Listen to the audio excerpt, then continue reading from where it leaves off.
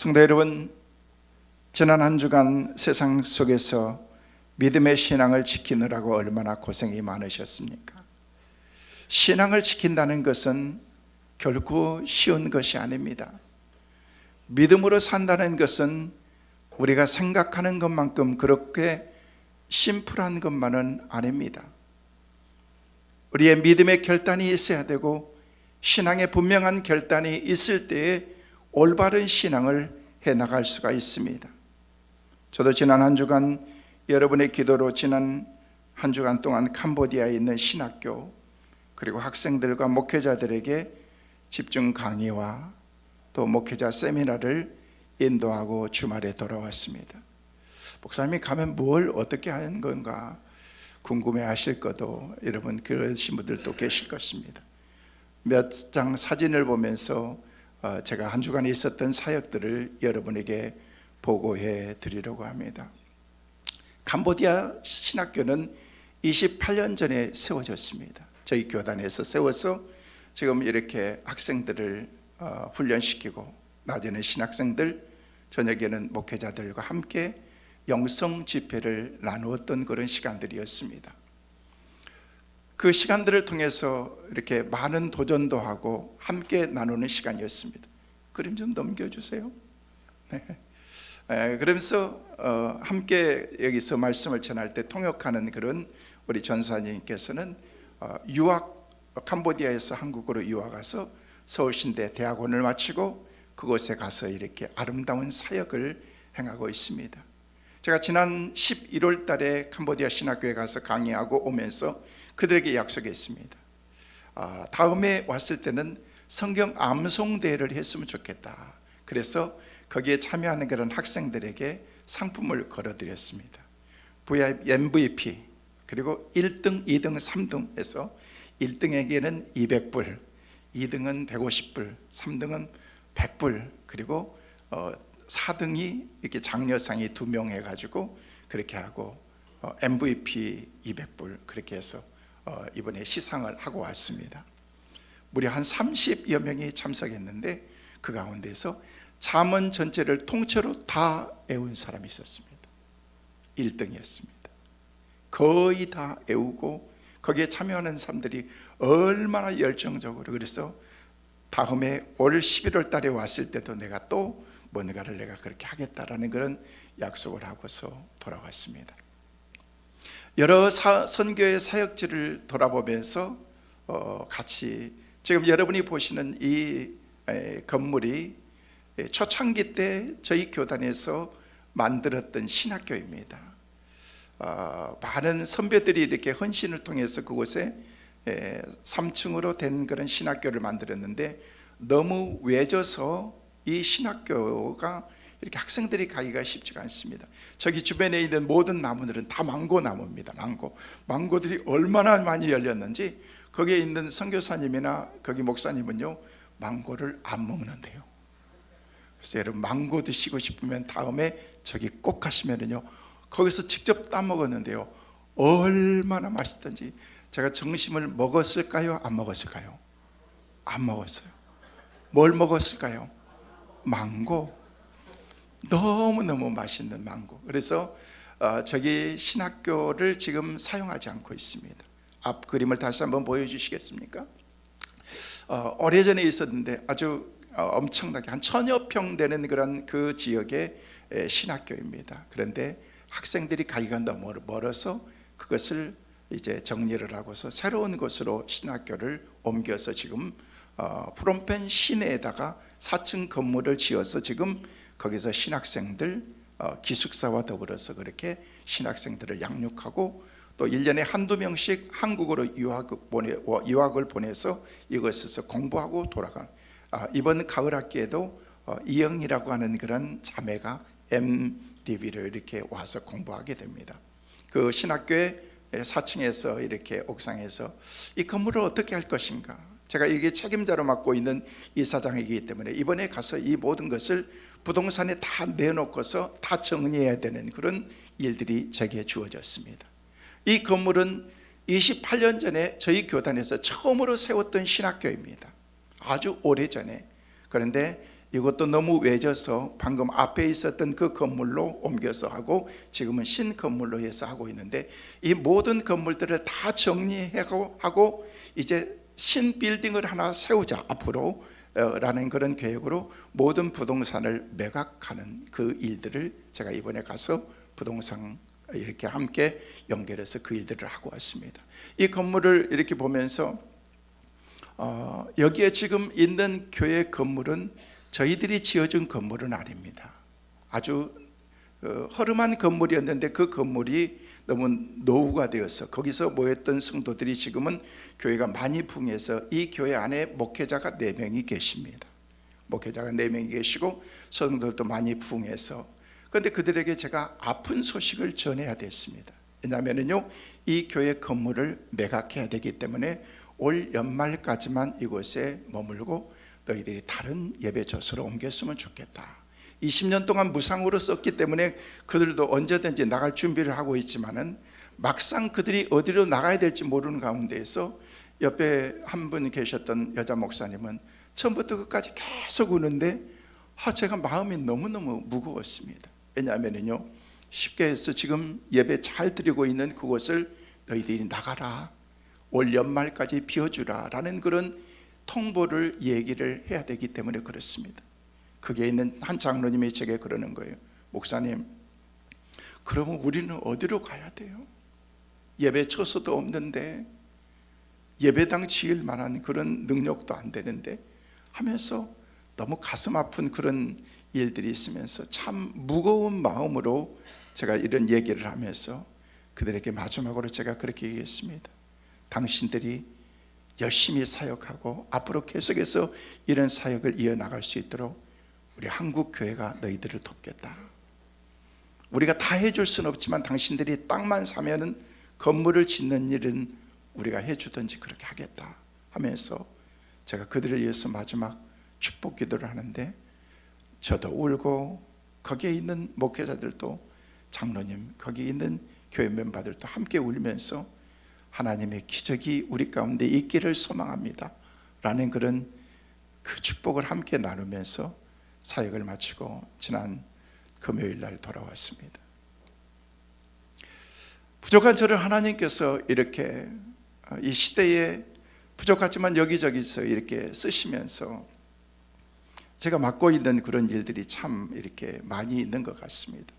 지금 중앙신학교 이사장으로 맡고, 그 서울신학대학의 목회신학연구원 목신원 이사장으로 맡고 있으면서 여기저기서 저를 요청하는 데는 많고 학교에서 강의도 요청하고 그러지만은요, 제가 다 할 수는 없습니다.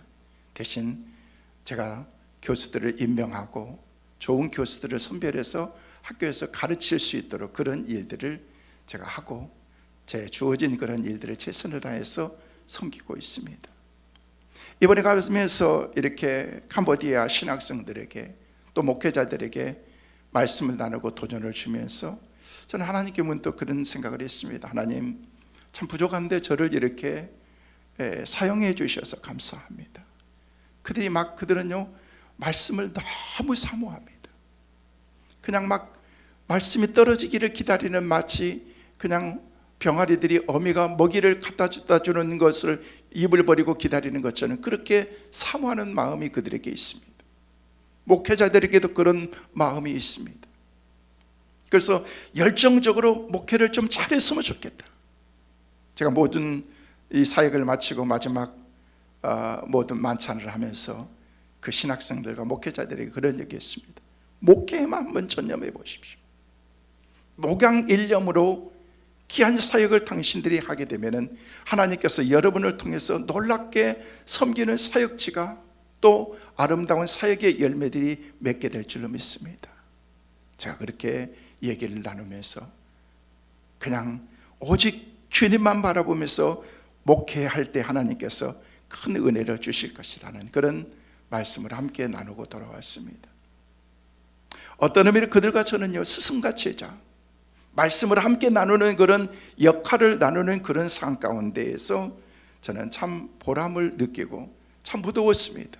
36도라고 얘기하는데 한 40여 도, 그냥 굉장히 습하고 그런데도 하루에 한두 번씩 비가 이렇게 잠깐 내려가지고 잠깐씩 이렇게 시원한 그런 날씨도 있었지만 참 무더웠던 그런 여름 날씨였습니다. 여러분이 기도해 주셔서 건강하게 잘 마치고 돌아왔습니다. 아름다운 사역을 위해서, 또 우리가 섬기는 사역지마다, 선교지마다 하나님의 귀한 사역의 열매들이 많이 맺혀질 수 있도록 끊임없이 기도로 후원해 주시고, 또 영적으로 함께 마음으로 동참해 주셔서 귀한 열매가 늘 충만하게 맺혀질 수 있기를 주님의 이름으로 축복합니다. 오늘은 스승의 주일입니다. 몸된 교회를 위해서, 믿음의 다음 세대들을 위해서 늘 헌신하고 수고하시는 우리 사역자들, 오늘은 목회자 주일, 스승의 주일로 지내면서 몸된 교회를 위해서 헌신하고 수고하시는 우리 모든 분들에게 하나님의 큰 위로와 복이 있기를 간절히 소망합니다. 수고하는 우리 교사와 사역자들을 위해서 우리는 뜨거운 박수로 한번 축복해 주시길 바랍니다. 할렐루야. 어느 학교에 늘 말썽을 부리는 소년이 있었습니다. 말 그대로 말썽꾼이었습니다. 공부하기 싫어합니다. 친구들과 자주 싸웁니다. 선생님이 말하면 반항합니다. 그래서 아무도 그 소년과 학생과는 얘기 나누지도 않고, 선생님들도 관심 밖의 어린이였습니다. 네, 딱 한 사람, 국어 선생님은요, 그 학생을 위해서 늘 관심을 가져주면서 그 학생을 위해서 얘기해 주었습니다. 나는 네 안에 감춰진 소중한 보물을 나는 볼 수 있거든. 너는 못 볼지 모르지만 나는 내 눈에는 보여. 너는 위대한 가능성을 가지고 있고, 네가 열심히 하지 않아서 그렇지 너도 얼마든지 훌륭한 사람이 될 수 있을 거라는 가능성을 나는 보고 있어. 네 안에 감춰진 그 거인을 선생님은 보고 있거든 이라고 얘기했습니다. 아무도 관심 가져주지 않는 그에게 선생님은 따뜻하게 불러서 얘기해주고, 그 얘기를 듣고 한 번, 두 번, 몇 번을 얘기를 하면서 점점 이 학생이 변화되기 시작합니다. 그러면서 흥미가 없었던 그런 공부를 흥미를 갖기 시작합니다. 늘 반항적이었던 그런 선생님에 대한 그런 그 생각이 선생님에 대한 그런 애틋하고 따뜻한 눈빛으로 바뀌어지기 시작합니다. 그러면서 그는 이렇게 생각합니다. 나도 우리 선생님처럼 훌륭한 사람이 될 거야. 나도 선생님이 될 거야. 그가 훗날 많은 학생들 앞에서, 그리고 모든 교직자들 앞에서 교장 선생님이 되는 그 자리에서 그는 이렇게 얘기했습니다. 나는 문제야였습니다. 나는 아무도 관심 가져주지 않는 그런 소년이었습니다. 근데 나를 사랑하셨던 그 선생님, 나의 영원한 스승이었던 국어 선생님이 나를 이렇게 만들어 주었습니다. 그러면서 내가 아니라 그 가능성을 믿어준 우리의 스승님, 우리의 선생님 때문이었습니다. 오늘 이 자리가 있기까지는 그 선생님의 수고와 헌신과 나를 신뢰하고 믿어주는 그 마음이었다는 것입니다. 성도 여러분, 신앙도 마찬가지입니다. 우리에게 너는 할 수 있어, 하나님이 너를 쓰실 거야 라고 말해주는 스승이 있다고 한다면 우리는 실패해서 얼마든지 일어날 수가 있습니다. 예수님도 제자들에게 끝없이 그렇게 말씀하셨습니다. 스승은 단지 가르치는 사람이 아니라 믿어주는 사람인 것입니다. 많은 것을 가르친다고 해서 스승이 아닙니다. 선생이 아닙니다. 그 사람을 믿어줍니다. 신뢰하는 것입니다. 끝까지 그를 믿어주면서 난 널 믿어, 네 안에 감춰진 그 엄청난 파워풀한 그런 능력이 있다는 것을 나는 믿어 라고 하는 그런 그 말 한마디가 이 사람의 인생을 바꿔놓고 말았다는 거예요. 매년 이맘때가 되면 부르는 노래, 스승의 은혜라는 그런 그 노래가 이렇게 매년마다 불려지게 되는데, 오늘 스승의 주일 아니면 언제 우리가 이런 노래를 불러보겠습니까? 한번 같이 스승을 생각하면서, 여러분의 선생님을 생각하면서 한번 같이 불러보기를 원합니다.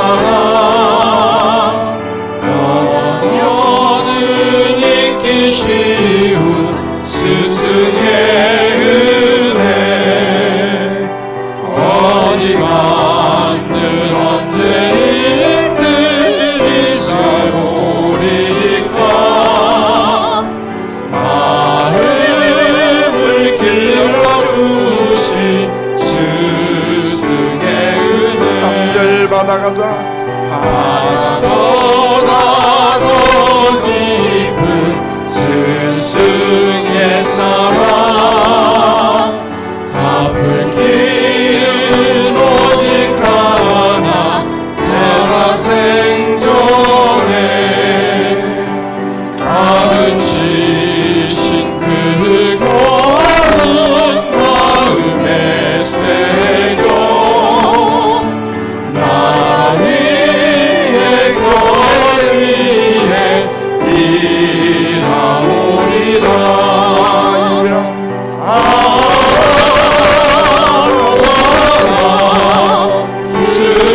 스승의 사랑 보답하리 스승의 은혜. 어렸을 때부터 많이 불렀던 노래입니다. 스승의 은혜. 스승의 은혜는 하늘 같고 태산같이 무거운 스승의 사랑, 바다보다 더 깊은 스승의 아름다운 섬김과 그 사랑을 우리가 어떻게 잊을 수 있겠느냐는 거예요. 무엇으로 우리가 보답할 수 있겠느냐는 거예요. 사랑하는 성도 여러분, 여러분은 이 노래를 부르면서 무슨 생각이 나십니까? 지금까지 그 옛날 나에게 정말 좋은 선생님으로 살아계셨던 선생님들이 생각이 나기도 할 것입니다.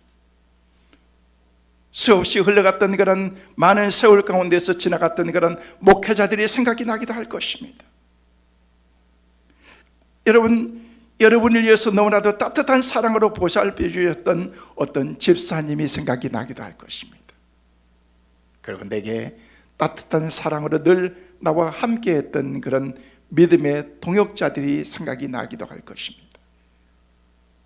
제가 볼 때 오늘 이 시대에는 선생님에 대한 그런 존경심도 별로인 것 같고, 선생에 대한 그런 스승의 날에 대한 그 취지와 의미도 점점 퇴색되어 가는 것은 아닌가라는 생각을 제 개인적으로 가져보게 됩니다.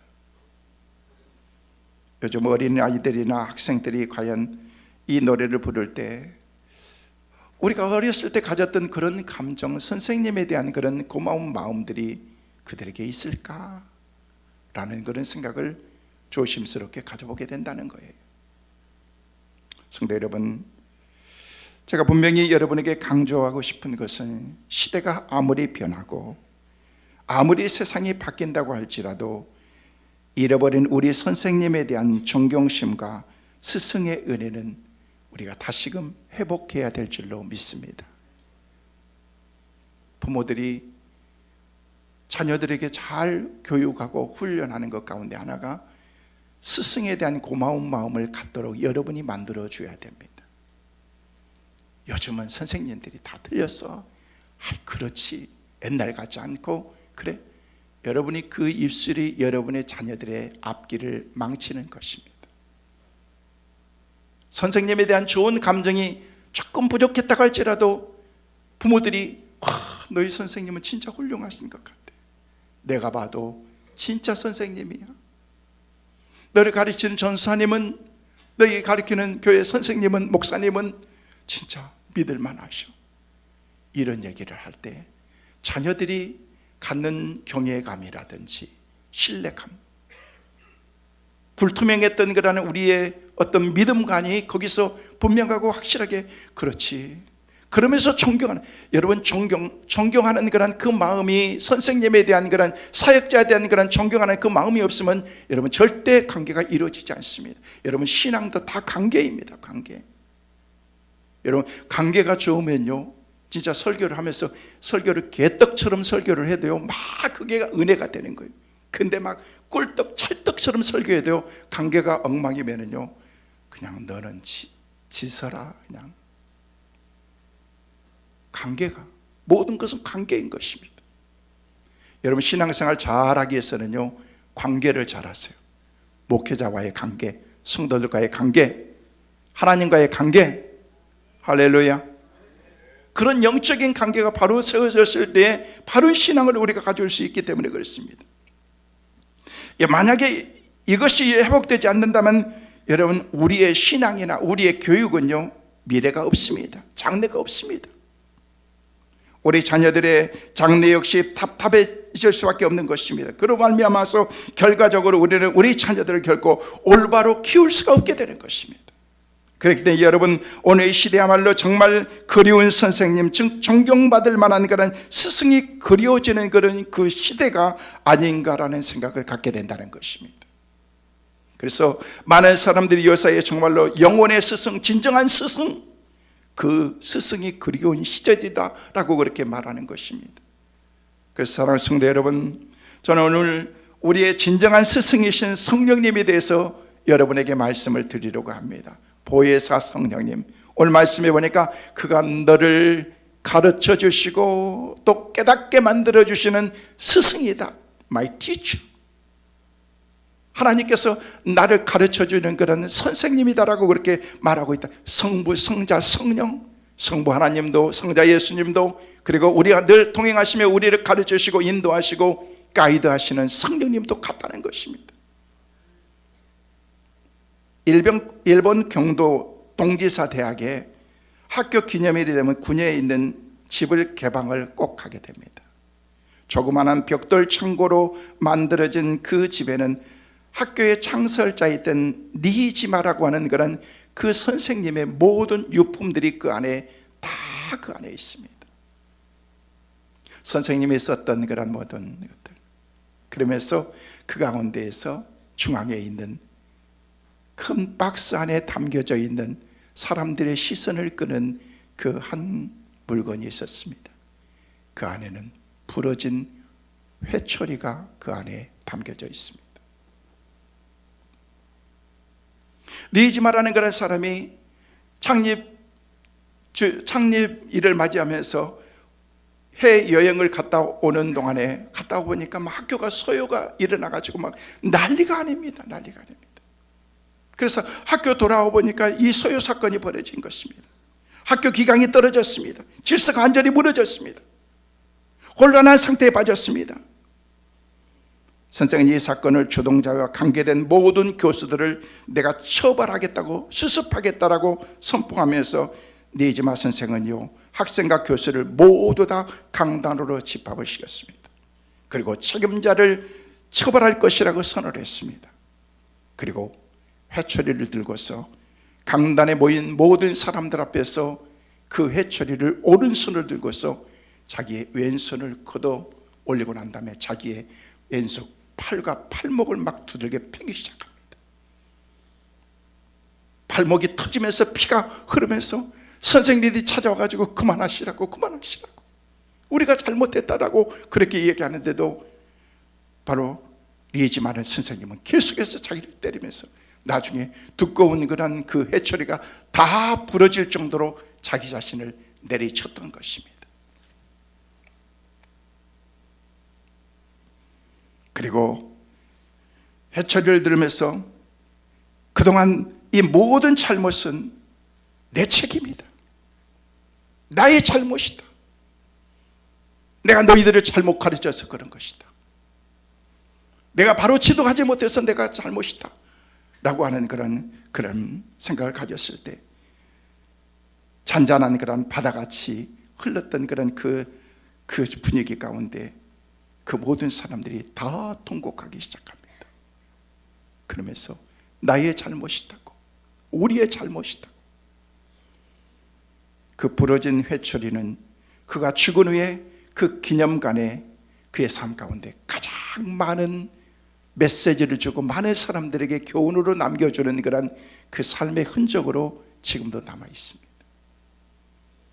스승은 우리 주변의 모든 요인들이 될 수가 있습니다.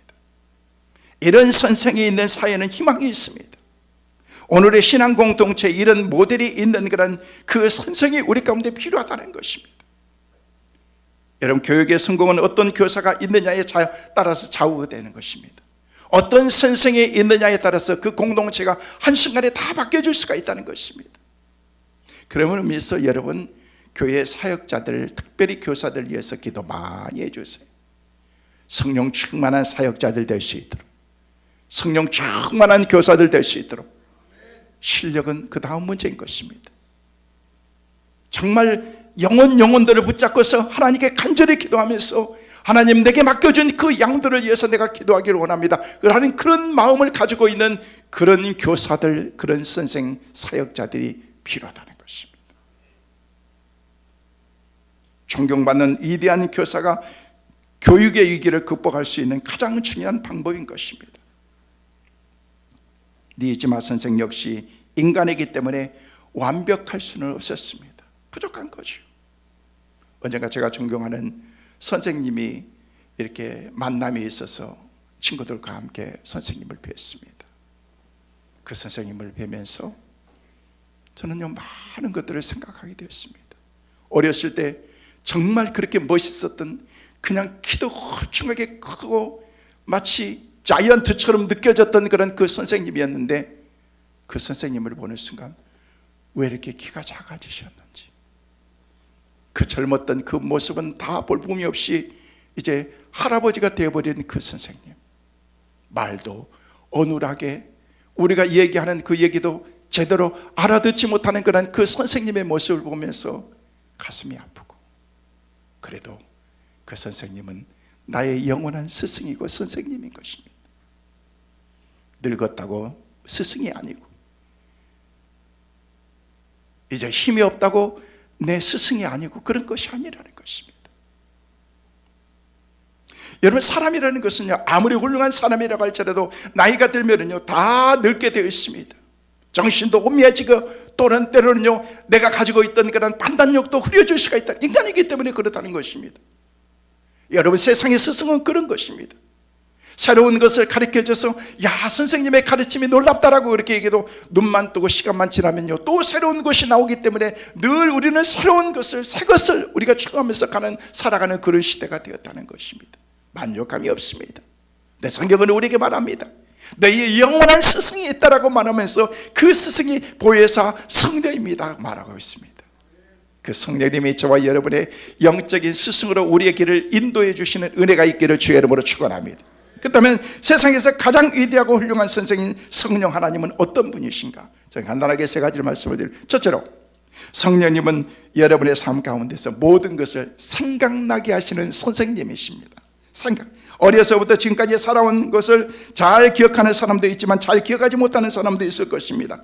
건망증 환자처럼 하나님께서 주신 은혜를 잃어버리고 부모님의 은혜를 잊어버리는 그런 사람들처럼 하나님의 사랑과 은혜를 잊어버리고 자기의 능력으로 오늘의 내가 있는 것으로 착각하면서 교만에 빠져서 그렇게 살아가는 사람들도 있습니다. 인간이 생각하고 판단하는 것은요, 한계가 있는 것입니다.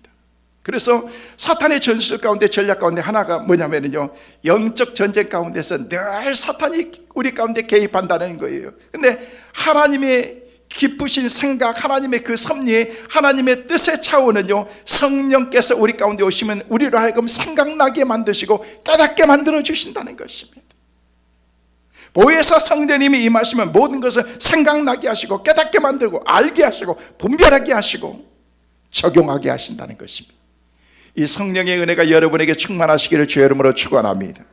만약 제자들이 일찍이 하나님의 뜻을 알았더라면 예수님이 십자가의 그 죽음을 말씀하실 때 만류할 것이 아니라 비장한 마음으로 그들도 같이 기도했을 것입니다. 그런데 제자들은 그런 깊은 하나님의 뜻을 알 수가 있는 능력이 그에게 없었던 것입니다. 모르니까 매달리고 만류하고 위험 가운데 처하니까 막 숨고 피하고 배신하고. 여러분, 인간에게는 깊으신 하나님의 뜻을 헤아릴 수 있는 능력이 없습니다. 하나님께서 은혜를 주셔서 하나님의 은혜를 알고 능력이 있는 삶을 살게 하는 거지, 우리 인간들은 인간이기 때문에 한계가 있다는 것입니다. 그것을 어떻게 해요? 깨닫게 만들고 보게 만들어 주셔야 된다는 거예요. 누가? 성령님이. 여러분, 모른다는 것이 문제입니다. 모르면 우리에게 주어진 본분을 망각하게 됩니다. 본분을 망각하면 판단이나 처신을 잘하지 못하고 망치게 되어 있습니다. 아담이 자기에게 에덴을 잘 다스리도록 관리하도록 주어진 본분이 그에게 있었는데 그것을 망각해버리면서 오류에 빠졌다라고 성경은 우리에게 말하고 있습니다. 그 결과 하나님의 말씀에 회의감을 갖게 된 것입니다. 주어진 책임을 다해서 그 일들을 감당하지 못했을 때 그들은 타락하게 된다는 것입니다. 왜요? 본분을 망각했기 때문에. 왠 줄 아세요? 그 삶 가운데 하나님이 주신 그 말씀 가운데서 하나님의 말씀을 생각하지 못한 거예요. 생각이 없으니까 깨닫지 못하는 거예요, 여러분. 사탄은 지금도 열심히 돌아다니면서요, 하나님의 사람들을 본분을 망각하도록 유혹하고 있습니다. 사업에 실패하면 하나님이 실패하게 만들었다라고 그렇게 얘기합니다. 사탄은, 여러분, 하나님은 여러분 실패하도록 만드신 하나님 아니세요. 할렐루야. 하나님을 믿으시길 바랍니다. 철저하게 하나님을 의지하시길 바랍니다. 하나님이 함께 하시면요, 안 되는 것도 불가능한 것도 가능하게 만들어주신 하나님이라니, 저는 그 능력을 믿습니다. 여러분도 그 능력 믿고 살아가시기를 주의 이름으로 축원합니다. 그러나 성령님은 선악과를 구별하게 하시고 말씀을 생각나게 하시고 하나님의 음성을 들려주신다니. 어느 교인이요, 회사에 다니면서 맛있게 밥을 먹고 2차를 가는데, 2차를 가는 데가 보니까 자기가 가야 될 자리가 아닌데 술집이더래요. 그래서 내가 신앙의 사람으로서 내가 여기 가면 안 되는데 하는데, 가는데 갑자기 네가 왜 거길 가니? 라고 이렇게 딱 이 음성이 막 들리더래요. 그래서 깜짝 놀라서 어떻게 내가 그런 소리 들었지? 하면서 내가 가면 안 되는데 딱 하는데요, 갑자기 전화벨 소리가 막 울리더래요. 그래서 여보세요 하는데 자기 부인이더래요. 그래서 여보세요 라고 하면서 무슨 일인데 왜 그래? 그러면서 막 헛소리 막 하면서 알았다고 지금 가겠다라고 얘기하면서 전화 딱 끊었대요. 부인이 깜짝 놀란 거죠. 이게 남편이 왜 이러는 거야? 어디냐고 물어보고 그러는데 알았다고, 내가 지금 당장 가겠다고 막 하면서 그래서 막 도망오다시피 왔다는 거예요. 그분이 그런 거예요. 내가 마음속에 그런 마음을 가지고 있으니까 하나님께서 피할 수 있도록 자기 부인에게 전화 와가지고 핑계대 줬잖아요. 여러분, 급한 일이 생겨서 죄송하다고, 나 여기까지만 가고 가야겠다고 그렇게 피했다는 것입니다. 그것도 지혜지 않습니까?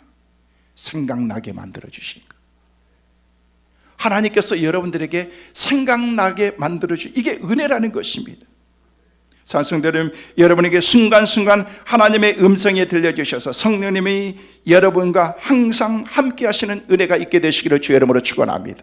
두 번째로, 성령님은 우리를 가르쳐 주시는 선생님이십니다. 따라하겠습니다. 성령님은 나를 가르쳐 주십니다. 할렐루야. 성령님이 나를 가르쳐 준다. 성령님은 진리를 가르쳐 주십니다. 성령님은 제자들과 하나님의 자녀들을 가르치시는 진리의 영이다라고 그렇게 우리에게 말하고 있습니다. 모든 것을 가르치신다라는 말씀은요, 예수님을 믿는 일에 필요한 모든 것을 내 삶을 풀어서 적용시킨다는 뜻인 것입니다. 성령님께서 우리를 깨우쳐 주시지 않으면요, 진리의 말씀이 우리 삶에 역동적으로 역사할 수가 없는 것입니다. 성령님이 말씀을 깨닫게, 오늘 이 시간 말씀이 전달되어지는, 이 시간 전하는 여러분에게 말씀이 들려질 때 성령님이 여러분의 삶 가운데 깨닫는 영을 부어주시기를 주의 이름으로 축원합니다. 이 하나님의 말씀이 여러분에게 깨달아져야 되는 거예요. 깨달아질 때 은혜가 될 수 있고, 그 말씀을 깨달아질 때 내가 그렇게 살 수가 있다는, 여러분, 가르치시는 성령님과 동행한다고 하는 것은요, 여러분, 하나님이 우리와 함께 하신 것을 내가 그 성령님을 통해서 느낄 수가 있는 것입니다. 성령님의 권위와 도우심을 체험할 때에 지성과 신앙의 균형을 이루면서 믿음의 영적인 삶을 그 가운데서 우리가 살아갈 수가 있는 것입니다. 베드로는 예수님을 3년간이나 따라다녔던 예수님의 수제자였지만 성령 받기 이전에 베드로는 연약하고 예수님을 배반하고 예수님을 부인하는 사람이었습니다. 그러나 사도행전에 넘어오면서 성령의 역사가 일어나는 사도행전 2장에 넘어오면서 성령의 충만함을 받았던 베드로는요, 예수 그리스도를 힘있게 증거할 수 있는 그런 하나님의 사람으로 그가 설 수 있게 되었다는 것입니다. 할렐루야. 성령의 은혜가 여러분에게 있기를 간절히 소망합니다. 안타까운 것은 오늘날 학교 교육도 무너져가고, 교육도 무너져가고, 교회 교육도 점점 무너져가고 있습니다. 옛날에는요, 우리는요, 주일날 오면은요, 주일 예배 드리기 전에 성경 공부부터 했어요. 먼저 와가지고 성경 공부하고 또 기도하고. 그리고 요즘에는요, 그게 어디 있습니까? 주일날 낮 예배 1시간만 나온 것만 해도 큰 일 하는 거죠. 학교 교육이 무너져가고 있다는 것, 우리는 너무나도 잘 알고 있습니다. 학교 폭력, 체벌, 선생님들이 제대로 역할도 말 함부로 하면 애들이 요즘에는요 녹음 안 돼. 영상 찍어가지고 보내고. 그래서 선생님들이 그냥 때로는요 다 그러진 않지만은요 때로는 의무적으로 그래 내가 할 일만 나는 하면 돼.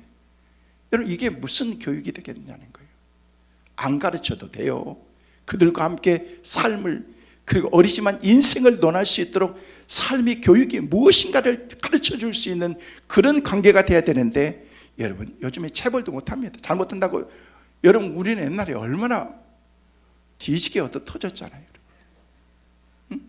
내가 공부 잘못한 것도 아닌데 다른 애들이 못해도요 우리 선생님요 막 그 학년에서 그냥 우리 학년이 얼마나 많아요. 근데 그 학년 가운데서 그 3학년 몇 반 가운데에서 우리가 몇 등 했다 그러면 거기서 떨어지면요 막 그냥 막 진짜 막 멍둥이로 두들겨 팼어요. 그럼 맞았다고 여러분 선생님 고소한 사람이 있었습니까? 없어요? 당연히 맞는 거예요. 여러분 실력이 내가 떨어진 거 아닌데 다른 친구들이 떨어졌는데도 내가 맞아야 되는 거예요. 누가 분단에서 한 사람 잘못하면요 그 분단 다 책상에 올라가지고 종아리 걷어 해가지고 다 계급장 다 달고 다녔어요. 여러분. 부모들이 이 종아리 계급장 보면서 피가 멍들어 있는 그런 걸 보면서 누가 그랬어? 어떤 인간이야? 선생님 누구야? 말한 사람 아무도 없었습니다. 요즘에는요 난리 납니다. 선생님 잘립니다. 요즘에 선생님들을 구타하고 폭력하고. 옛날에는 우리가 선생님의 그림자라도 우리는 밟아서 안 된다는 그런 얘기를 했었는데 요즘 그런 존경하는 마음이 없어져 가고 있다는 것입니다.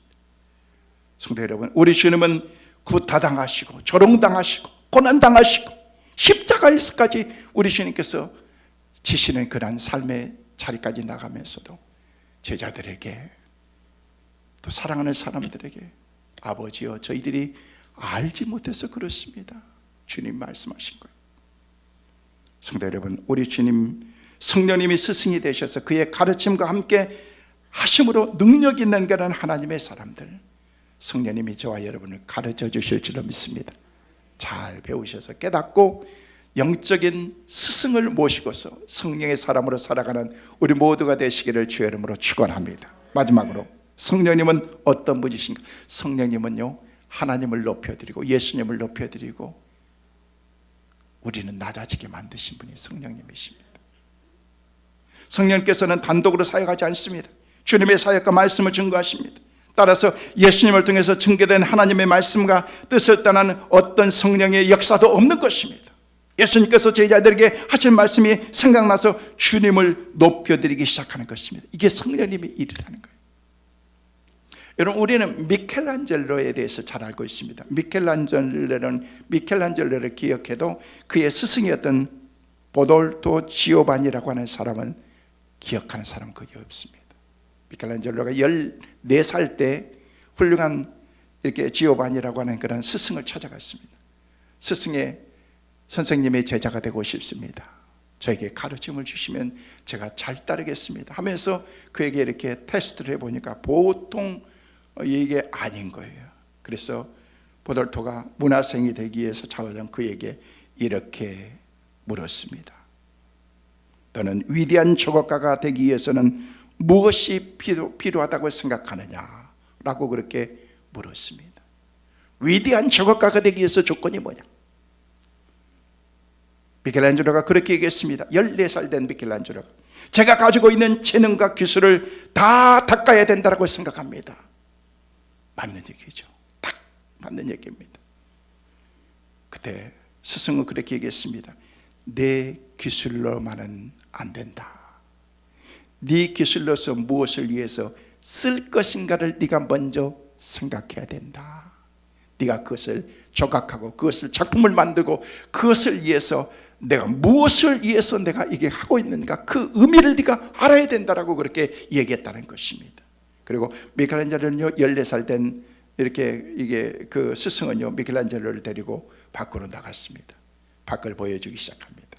한 곳에 가서 보여주는데 큰 술집이 있는데 그 술집 앞에서 큰 동상을 보이면서 너는 이것을 보면서 무엇을 느끼느냐? 내 웅장함을 느낍니다. 대단한 작품입니다. 그렇구나. 또 손을 잡고 또 갑니다. 큰 성당 앞에서 천사상이 있는 그런 그 동상을 보이면서 너는 이것을 보면서 무엇을 느끼느냐? 그러면서 미켈란젤로에게 똑같은 그런 조각상이지만 술집에 있는 조각상과 성당 안에 있는 조각상의 차이는 너무나도 많이 달랐던 것입니다. 하나님의 위대함을 볼 수가 있습니다. 그의 스승의 미켈란젤로는 너는 무엇을 위해서 살고 무엇을 위해서 작품을 만들 거냐라고 그렇게 물었을 때 미켈란젤로는 똑같이 얘기했습니다. 하나님을 위해서, 하나님의 영광을 위해서, 하나님이 기뻐하는 일에 사용되기를 원합니다. The glory of God이라고 얘기했습니다. 초대교회 사도들과 사역자들은 성령 충만한 은혜를 받았을 때 그들의 생명과 재능과 삶을 예수님의 이름의 영광을 위해서 제가 살겠다라고 그렇게 결심했습니다. 그래서 내 삶의 모든 것을 다 내려놓고 선교의 그 자리까지도 내려갈 수 있었던 것입니다. 비겁했던 그런 그 사람들, 치사했던 그런 그 인간성을 가지고 있었던 그런 사람들이 성령의 놀라운 은혜가 임하는 순간 그들의 삶 가운데 놀라운 그런 하나님의 은혜가, 여러분 기독교 교육이라는 것은요 영감이 있는 교육을 표방하는 것입니다. 영감이 있는 교육이라는 것은 곧 성령님의 감동이 있는 교육이라는 것입니다. 그래서 서두에 말씀을 드린 것처럼 여러분들이 사역자들을 위해서, 교사들을 위해서 끊임없이 기도해야 됩니다. 여러분 교사들은요 아침 8시 반부터 계속 나옵니다. 나와서 가르치고 훈련시키기 위해서 같이 기도하고 준비하고 기도하고 가르치고, 지금도 자녀들 위해서 아래층에서 공부 가르치고 있습니다.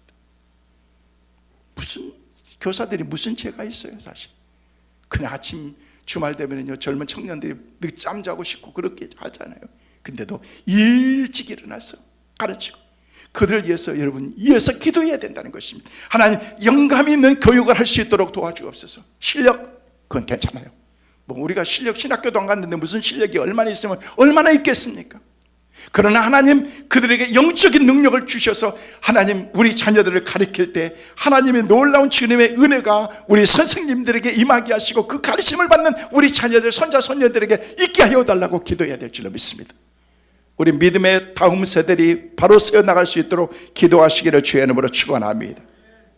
진정한 성령운동, 예수 그리스도의 열매를 맺는 삶을 살고자 하는 그런 운동인 것입니다. 성도 여러분, 예수님을 더 사랑하고 높이기 원하신다면 성령님을 가까이 하시고 성령님과 동행하는 여러분 되시기를 주의 이름으로 축원합니다. 여러분도 훌륭한 교사로 살아갈 수 있습니다. 말씀을 정리합니다.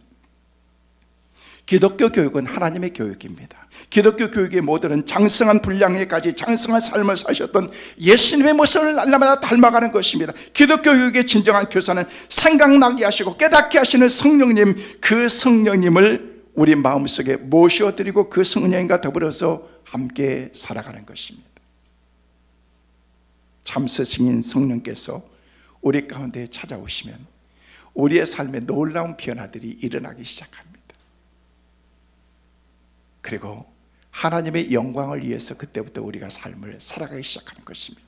성도 여러분, 오늘 스승의 주일을 맞이하면서 우리 선생님들에 대한 각별한 사랑을 가지고 격려하시고 여러분들이 훌륭한 스승이 되십시오. 그리고 하나님의 말씀을 가르치는 자에 대한 각별한 사랑을 갖고 주의 뜻을 따라서 살아가고, 그리고 그 가르침을 받는 우리 믿음의 자녀들이 영적으로 잘 자라서 훌륭한 교사들, 믿음의 선생님들이 될 수 있도록 기도해 주시길 바랍니다. 우리 믿음의 다음 세대들은 잘 되게 될 줄로 믿습니다. 늘 수고하고 애쓰는 우리 사역자들, 교사들, 하나님의 큰 은혜와 축복이 임하시기를 주의 이름으로 축원합니다.